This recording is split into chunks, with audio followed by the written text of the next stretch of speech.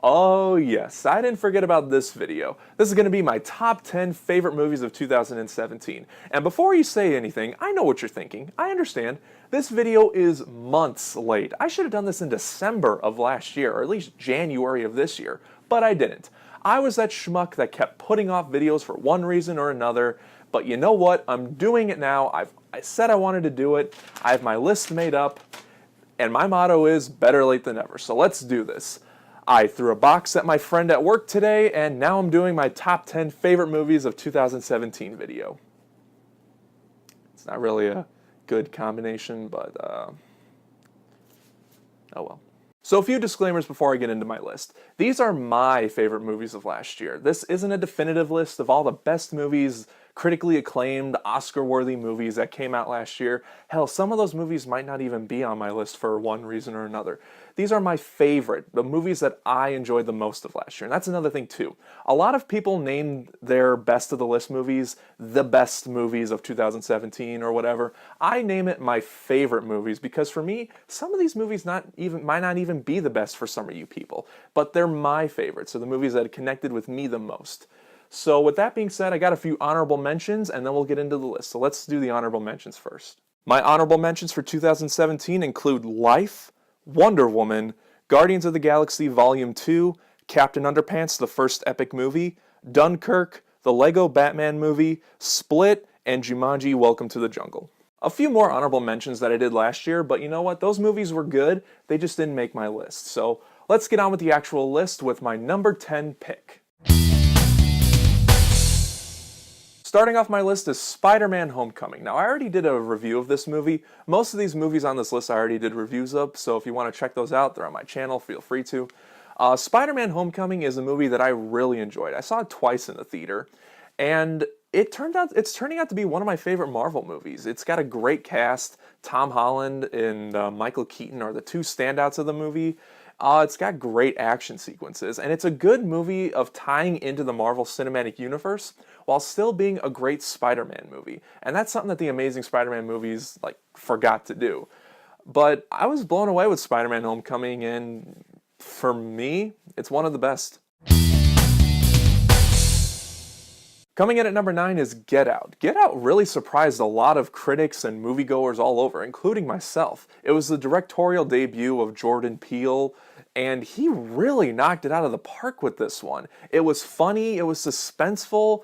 Overall, the movie just blended in together really well, and it took an idea that on paper seems really bizarre and weird, and it made it work. It was one of the most enjoyable movies of last year, and number 9 on my pick, so good job, Jordan Peele. You got a bright future as a director ahead of you.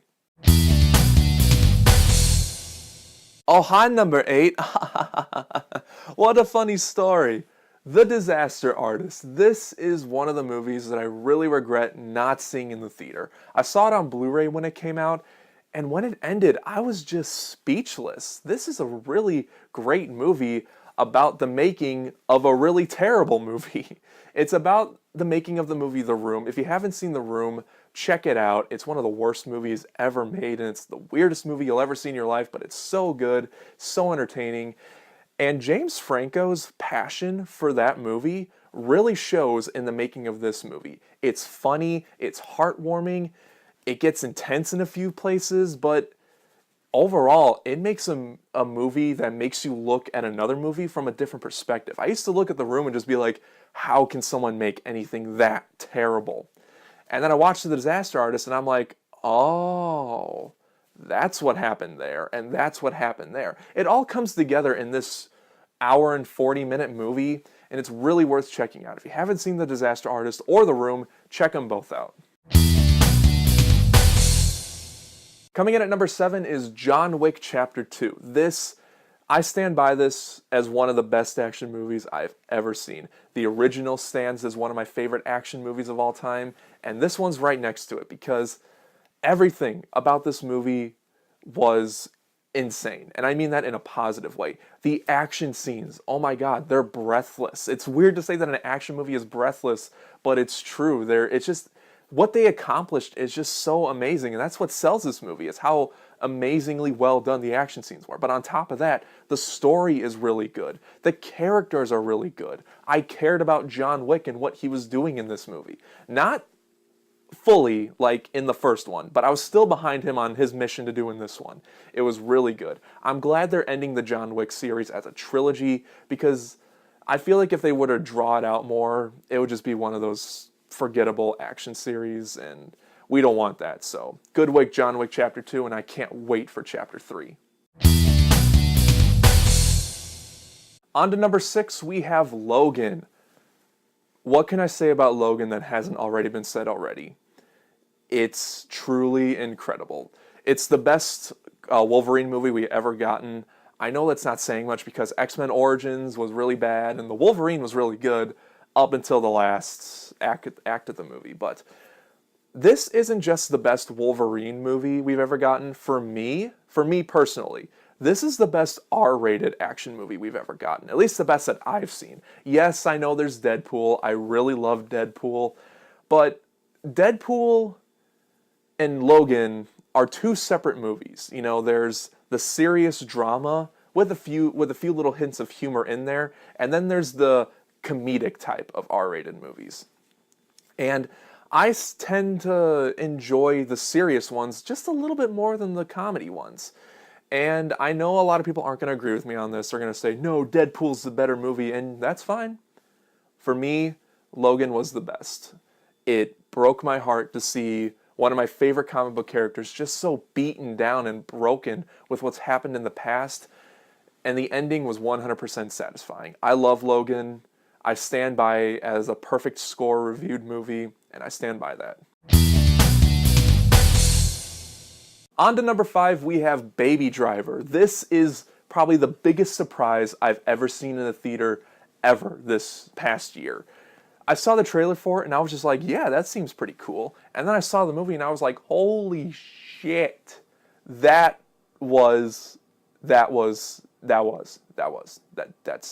was speechless. It was a truly great movie. It had everything. It had humor, it had action, it had great characters, it had a really cool story. A story that we don't really see that much in these types of movies, you know, action, heist type movies. And it was just an overall unique type of movie. Edgar Wright continues to be one of my favorite writers and directors working today. If you haven't seen Baby Driver, check out the movie and then check out my review. It's on my channel. It's a really great movie. You're not going to regret it. Oh, this one's going to be controversial. I can tell right now there's going to be a lot of people not going to agree with this one, but you know what? I don't care. Coming in at number 4 is Star Wars: The Last Jedi. Yep, that's right. I really like The Last Jedi. What? Someone can enjoy a movie that other people don't like? Really? Wow. If you want to check out my review of The Last Jedi, it's on my channel. You'll get my real thoughts on the movie, but overall, I really like this movie. Yes, there's things in it that I don't like, but you know what? That comes with every movie. You could pick apart the best movie ever made, and someone's going to find something wrong with it. And you know what? I don't care. I don't care that this is on my list. I'm not going to apologize for liking a movie. For me, I left the theater satisfied. I left the theater wanting to go see it again. I left the theater jumping up and down how excited I was that it ended, that I saw the next chapter. And you know what? Like I said in my review, if you don't like it, that's fine. I'm not saying you should like it because it's on my pick for number 4. No, I'm just saying, for me, it's one of my favorites of last year, and I'm not fanboying over the fact that it's Star Wars, and I freaking love Star Wars. No, I'm just saying it because I liked it. I'm sorry for all the haters out there. You can go ahead and comment all you want on how much you hate me, but I liked Star Wars: The Last Jedi. Get over it. Coming in at number 3 is one of my most anticipated movies of last year, and it did not disappoint. War for the Planet of the Apes. I saw this opening night, and I was super pumped. I was shaking because I love the first two so much. I was like, I'm ready for this. Bring it on. I'm ready to see how this trilogy ends. And I stand by this. This is the best prequel trilogy we've ever gotten. And I really mean that because everything, the way this movie did and how it ended, was just perfect for me. The CGI was perfect. The characters, in my opinion, were perfect. The story was perfect. Everything about this movie and how it came together was just satisfying to me. I sat there in awe with what I saw. I was just like, oh my gosh, that's a movie right there. That's how you satisfy audience members who have been waiting to see this since the beginning. If you haven't seen War for the Planet of the Apes or the other two, Rise and Dawn of the Planet of the Apes, please check them out. They're great. Like I said, they're the best prequel trilogy we've ever gotten. I'm going to have to explain my number 2 pick in just a moment, but let me say what it is first. Coming in at number 2 is Patriots Day. Now, Patriots Day technically came out in 2016. It got a limited release in 2016, but then it got a wider release in 2017. So for me, I didn't get to see the movie until January of 2017. So for me, it's considered a 2017 movie. So with that being said, let's get on with it. This movie was my number 1 pick for the longest time. There was just one more movie I saw, I'll get into that. But this was the number 1 for me for a while. And it's weird to think that a January movie for me was like that. But I had to sit back for a minute and actually think about this movie before I did my review of it. And I had to be sure that what I was saying was right, because this movie was so accurate on what really happened. The movie's about the Boston Marathon bombing, and for those of you who don't know, on the 2 terrorists that did it and the manhunt to take them down. And I followed the event mostly very well. I paid attention mostly throughout the entire event on what happened, and this movie was near perfect. Almost everything was dead on what actually happened. And I was in tears by the end of the movie on how well it portrayed it. It didn't really go into a thriller type movie. It stayed true to what really happened, and it was intense, it was dark, and it was heartwarming. Patriots Day is one of my favorites. It's not just one of my favorites of last year, it's one of my favorites in general. If you haven't checked it out, please watch it. Okay, we're at number 1, my favorite movie of 2017. This is the movie that pushed Patriots Day to the number 2 spot for me. Coming in at number 1 is Blade Runner 2049. Oh, man. I didn't know you could be sexually attracted to a movie. Is that weird? That's weird, but I'm leaving it in anyway. No, in all seriousness, I saw this movie in an empty theater. There was maybe a few people in the theater, but for the most part, it was a deserted theater.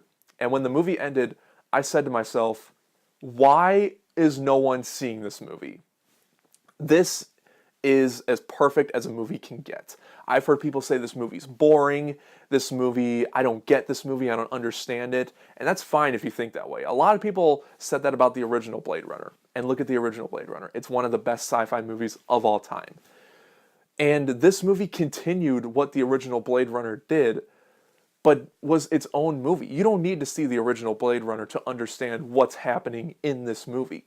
And that's one of those rare sequels that do that. You know, with sequels, you have to see the first one before you see the second one. With this one, you don't really have to. Although there's 4 versions of the original, so check them out. But this movie blew me away completely. Like Patriots Day, I had to sit back and actually think about the movie. And I thought about the movie ever since I saw it. I said to myself, oh my gosh, that's a movie. You know, it's as perfect as a movie can get, plain and simple. If you don't like it, that's fine. For me, it's as perfect as a movie can get, from the action, to the acting, to the cinematography, to the locations they went to everything. Denis Villeneuve, I'm sorry if I said his name wrong, I'll put it right here. He is my favorite director because of this movie working today. And he earned the title. If you haven't seen Blade Runner or Blade Runner 2049, you are doing yourself a dishonor. Please watch them. They are cinema at its finest. So there you go. That's my top 10 favorite movies of 2017. Do you agree with my list? Do you disagree? Let me know in the comments what your top 10 favorite movies are, or just your favorite of all of last year. Let me know in the comments below, and thank you very much for watching. I really appreciate it. If you like this video, then hit the like button. If you're not subscribed, then click right here, and I'll see you guys next time.